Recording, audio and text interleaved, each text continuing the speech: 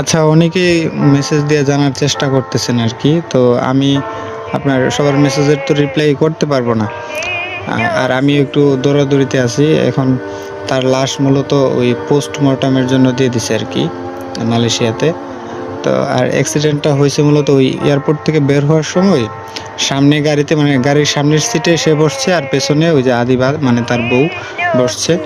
তো সে আবার seat belt লাগায় নাই, যার ফলে ওই আপনার ওই ২ টা গাড়ি মুখোমুখি ধাক্কা লাগছে এবং সে মুজাহিদ ওই যে মাথা আপনার গাড়ির গ্লাসে লাগছে, লাগার পরে হয়তোবা বেশি ব্যথা পাইছে, যার ফলে মাথার মধ্যে ব্লিডিং হয়ে আপনার মারা গেছে। এখন আমি এই পর্যন্ত কোনো ছবি-টবিও পাইছি না।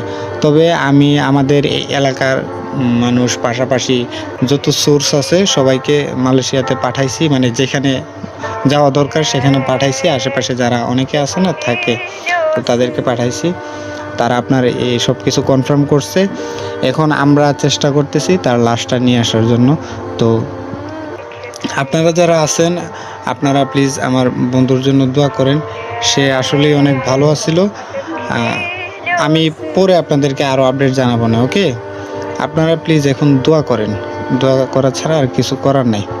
দোয়া করেন আমার বন্ধুর জন্য।